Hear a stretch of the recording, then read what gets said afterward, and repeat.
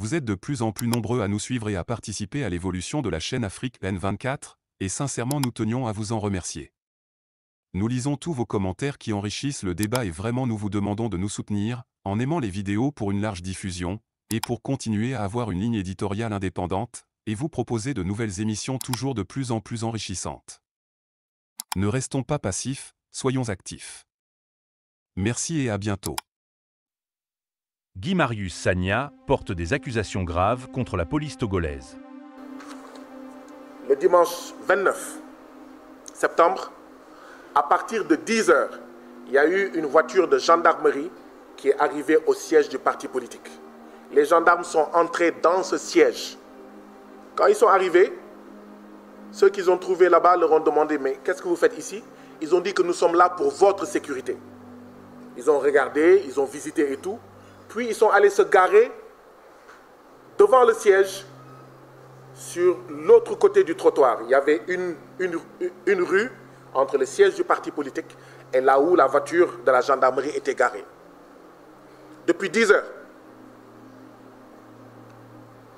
du matin, quand nous arrivions au siège, quand nous sommes descendus de la voiture pour entrer dans le siège, moi j'ai aperçu la voiture de la gendarmerie qui était là-bas depuis 10 h.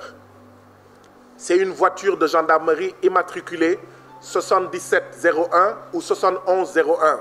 Nous avons la vidéo de la voiture de la gendarmerie parce qu'on a été obligé de zoomer parce que la vidéo a été prise de très loin. C'est pour ça que je dis 7701 ou 7101. Ceux qui sont des techniciens peuvent comprendre que quand on zoome un numéro de plaque d'immatriculation, oui, vous pouvez faire des confusions entre un 7 et un 1. Le numéro de la plaque d'immatriculation de la gendarmerie togolaise, qui était depuis 10 h au siège de ce parti politique et qui y était encore quand je suis arrivé sur les lieux, était 7701 ou 7101. Et cette voiture de la gendarmerie, elle n'a quitté les lieux que quand la violence a commencé. Elle n'a quitté les lieux que quand les sévices corporels ont commencé. Elle n'a quitté les lieux que quand les tortures ont commencé. Parce que oui, nous avons été torturés publiquement. Et cela fait peur et froid au dos.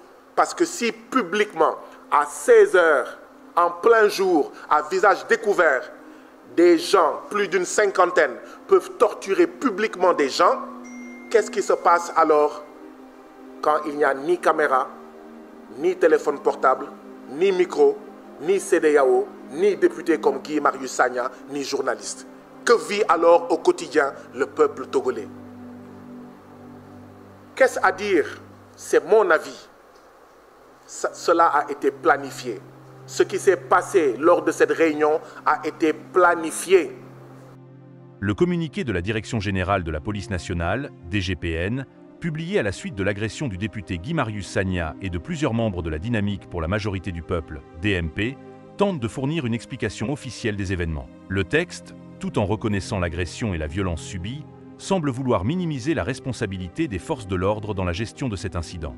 En se dédouanant en partie, le communiqué met une partie de la faute sur les organisateurs de la réunion. Cette approche de la police appelle une analyse plus rigoureuse des faits, car plusieurs éléments laissent penser à une gestion défaillante, voire complice, de cet événement dramatique. Localisation et nature de la rencontre. Selon le communiqué, les faits se seraient déroulés à Anoukopé, dans des locaux où se tenait une réunion privée au siège de la Convention démocratique des peuples africains, CDPA. Cependant, cette localisation est erronée. En réalité, le siège de la CDPA, qui est le quartier général de la DMP, est situé à Begbenyeji, dans le golfe de Lomé. Cette confusion géographique n'est pas anodine.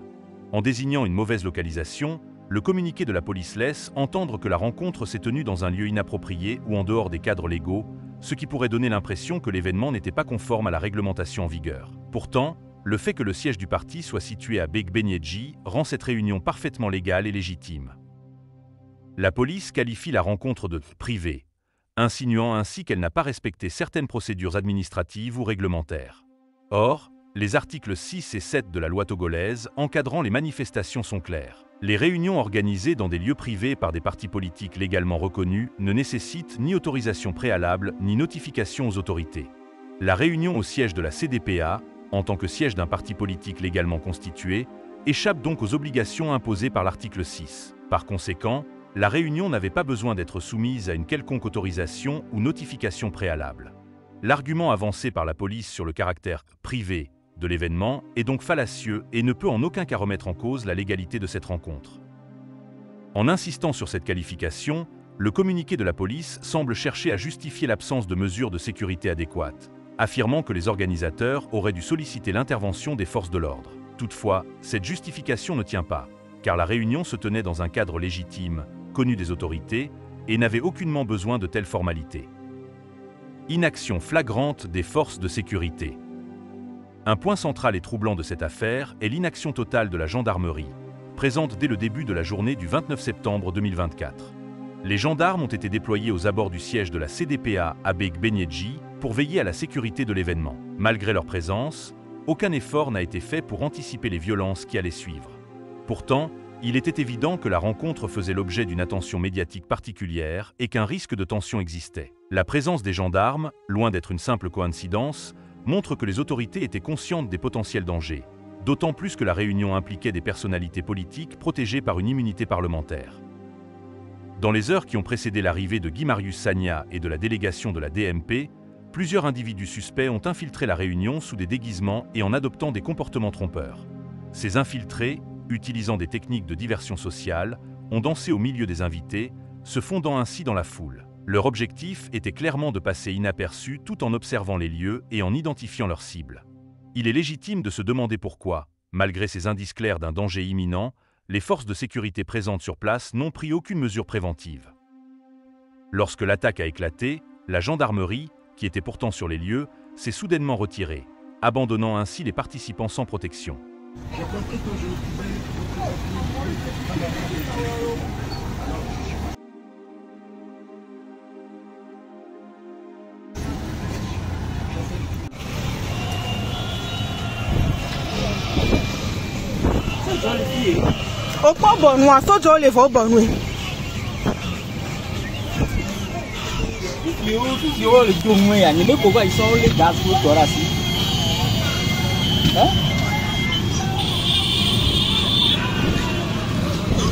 Ce départ abrupt des forces de sécurité coïncide de manière troublante avec le début de l'agression, ce qui laisse supposer que cette fuite faisait partie d'un plan bien orchestré. Cette inaction, au moment précis où l'intervention des forces de l'ordre était la plus cruciale, suscite de sérieuses interrogations.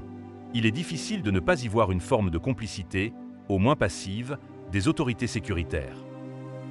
Double immunité et responsabilité des autorités.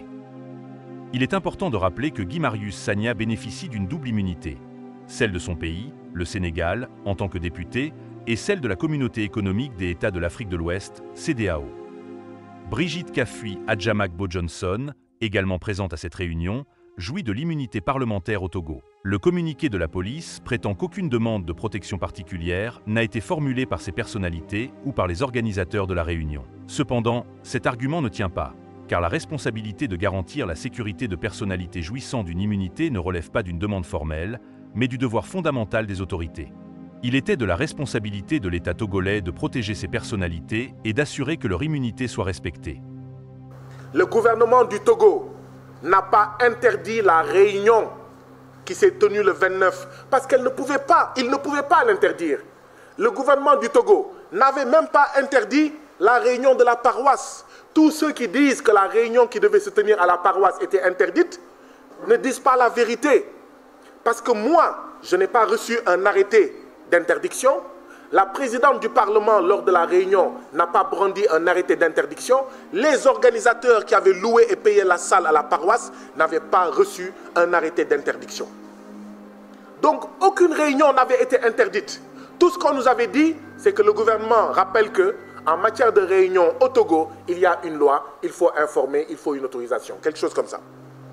Mais jamais il n'a été question d'interdiction. Si le Parlement de la CEDEAO parle d'interdiction de réunion, le Parlement de la CEDEAO ne dit pas la vérité. Si le bureau du Parlement de la CEDEAO parle d'interdiction de réunion, le bureau de la CEDEAO ne dit pas la vérité. Si le gouvernement togolais parle d'interdiction de réunion, le gouvernement togolais ne dit pas la vérité. Il ne pourra pas montrer un arrêté un acte administratif qui interdisait la réunion à la paroisse, ni au siège du parti politique. Donc, quand une voiture de gendarmerie vient à 10 h, nous sommes ici pour votre sécurité. Elle passe la journée. On la trouve même au moment de commencer. Mais qu'est-ce que vous voulez qu'on croie? Sinon que les choses vont se passer très bien. Et que d'ailleurs, l'État du Togo est là pour encadrer et pour veiller. Mais ce qui s'est passé, c'est que dès qu'il y a eu des violences, la voiture de la gendarmerie a disparu mystérieusement. C'était planifié. C'est ça que ça signifie. C'était planifié. Le retrait soudain des forces de sécurité à un moment aussi critique est non seulement inexplicable, mais également troublant. Cela laisse à penser que cet abandon n'était pas accidentel, mais qu'il faisait partie d'un plan orchestré visant à permettre aux agresseurs d'agir en toute impunité. Les forces de l'ordre, en se retirant, ont ouvert la voie à une attaque qui aurait pu être évitée. Un refus de plainte révélateur d'un dysfonctionnement systémique. La police dit qu'une enquête a été ouverte. J'ai envoyé M. Ali Ndao de l'ambassade du Sénégal au Togo aller porter plainte en mon nom, aller déposer ma plainte. Le commissaire de police a refusé de prendre sa plainte. Donc, que vaut le communiqué de la police togolaise? Je lui ai dit, va déposer. Parce que là, quand même, tu es togolais, boum, ils m'ont eu. Hein? Ils m'ont eu. Oui, je suis togolais, boum. Tu es togolais, boum. Oui, je suis togolais, boum. Ils m'ont vraiment eu. J'avais des problèmes pour marcher. J'ai mal partout. J'ai dit à Lindao, monsieur Alindao, s'il vous plaît, allez déposer ma plainte en mon nom. Il est allé au commissariat, le commissaire de police a refusé. Donc tout a été planifié. C'est clair comme de l'eau de roche. Il n'y a que ceux qui refusent de comprendre. Voilà ce que vit le peuple togolais. Donc des citoyens togolais sont bastonnés, ils vont déposer plainte, on ne prend pas leur plainte, ou quand on prend la plainte, ça ne sert à rien. La gendarmerie était là-bas, elle est partie. Elle est partie pour laisser leurs collègues en civil faire le sale boulot. À la suite de l'agression, Guy Marius Sagna a tenté de déposer une plainte contre les auteurs des violences dont il a été victime. Or, la police a refusé de recevoir cette plainte, ce qui est une violation flagrante des droits des victimes. Ce refus est particulièrement révélateur de l'impunité qui règne au sein des forces de sécurité togolaises. Si un député bénéficiant d'une double immunité parlementaire se voit refuser le droit de porter plainte, il est légitime de s'interroger sur le sort réservé aux citoyens ordinaires confrontés à des abus similaires. Ce comportement de la police met en lumière un dysfonctionnement systémique au sein des institutions sécuritaires du pays. L'incapacité ou le refus des forces de l'ordre de garantir la sécurité des citoyens et de faire respecter la loi montre un système profondément corrompu et politisé, où la justice est appliquée de manière sélective, au détriment de ceux qui osent s'opposer au régime en place. Contradiction flagrante dans le discours de la police. Le communiqué de la police nationale évoque une réunion en violation des lois togolaises, mais ne fournit aucune preuve concrète à l'appui de cette affirmation. En réalité, les articles 6 et 7 de la loi encadrant les manifestations au Togo sont explicites. Les réunions organisées par des partis politiques reconnus, dans des lieux privés, ne nécessitent ni autorisation ni notification préalable aux autorités. Ainsi, la police ne peut justifier son inaction par un prétendu non-respect des procédures légales. Aucun arrêté d'interdiction ministérielle n'a été émis à l'encontre de cette rencontre, et rien ne justifie l'intervention tardive ou l'absence d'encadrement de la gendarmerie. Une complicité troublante et une réforme nécessaire. L'agression de Guy Marius Sagna et des membres de la DMP révèle des failles profondes dans le système sécuritaire togolais. L'inaction des forces de l'ordre, couplée au refus de recevoir une plainte légitime, met en lumière une complicité tacite entre certaines autorités et les assaillants. Cette situation reflète un climat d'impunité inquiétant, dans lequel les opposants politiques sont systématiquement ciblés et les droits des citoyens bafoués. Sans une réforme profonde des institutions sécuritaires et une enquête rigoureuse sur cet incident, la confiance des Togolais dans leur système de justice et de protection continuera à se dégrader. Il est urgent que des mesures soient prises pour garantir la sécurité de tous les citoyens, indépendamment de leurs opinions politiques, et que les forces de l'ordre retrouvent leur rôle fondamental de protection des citoyens. Likez la vidéo si ce n'est pas déjà fait. Laissez aussi votre point de vue en commentaire. Abonnez-vous et cliquez aussi sur la petite cloche de notification pour ne rien rater de nos prochaines vidéos. N'oubliez pas de partager aussi la vidéo et de la liker.